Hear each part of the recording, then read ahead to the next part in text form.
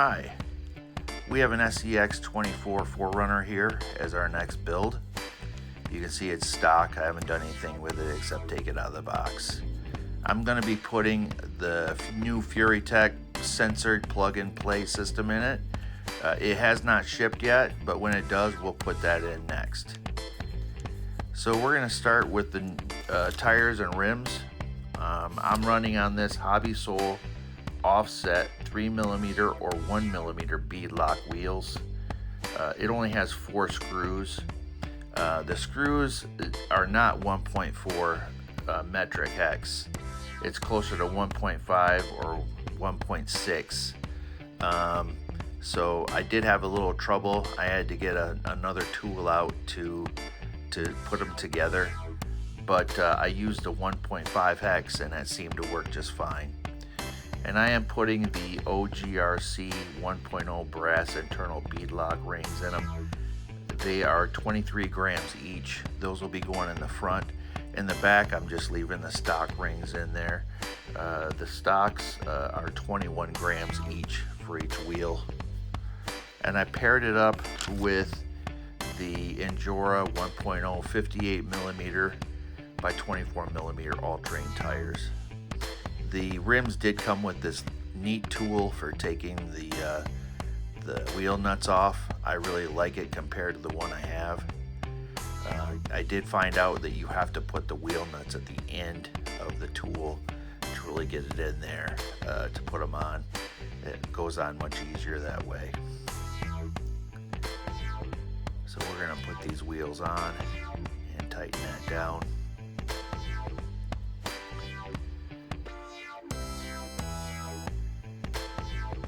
It looks better already. The tires, they say the tires that are stock are 58mm, but they're closer to 56mm.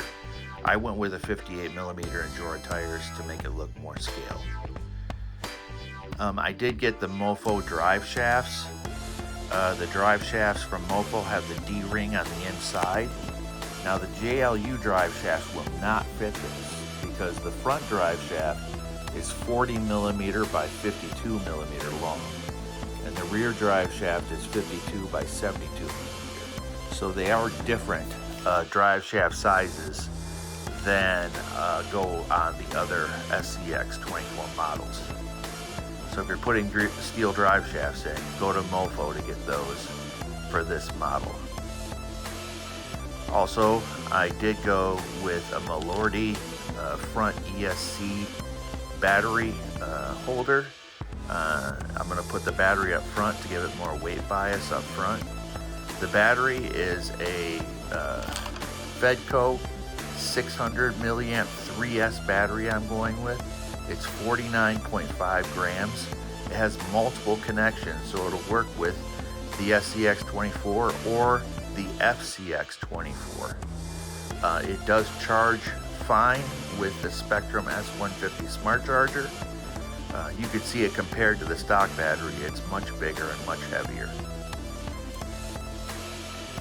Also, I did get a set of hardened transmission gears to go with the Furitek plug-and-play censored system. I'm going with IsoKinetic Mesus axles. They are not here yet. That'll go in when I get the engine. And I'm also going with TORQ MLS 1022 high torque micro servo in the front. It's up to 8.4 volts. It's direct mount to the axle, so it doesn't have any binding on the frame rails. We're going to put these trio weights on the sides that I had laying around. And I'm also going to mount this CB antenna that I have laying around. Is going to go on this build. I'm also going to be putting on these Coda links. It does come with steering links as well. So those are going to be going on too. Not today, when I get them. And I did get this rooftop tent to go on it. The stickers were not sticking very well. So what I did was I got some double-sided tape that's real sticky, I mounted the sticker on the double-sided tape. It seems to work very well as far as keeping things on. So we're going to put that in place, and you can see it's stuck down. It's not going to come off. This top stickers I didn't have any problem with. It was just the stickers on the ends. So we're going to do the same thing with the sticker on the other end. We're going to mount it on some double-sided tape, and then we're going to cut that out. You can see I have it mounted there. We're going to cut that out, and then we're going to mount it on the other end of the rooftop tent. So this model is going to be a camel trophy truck. So that's kind of the aesthetic that I'm going for.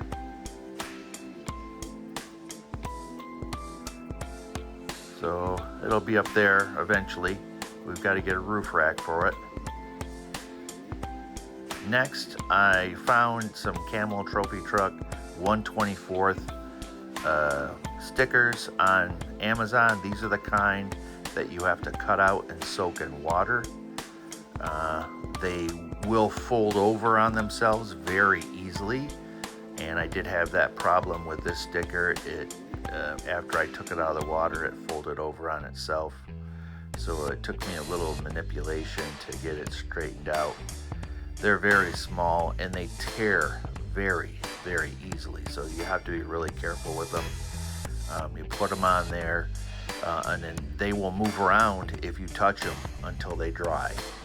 Once they dry, they're on there permanently. So once you put them on, make sure you don't touch the area that they are in. So I'm getting it all set, putting it exactly where I want it.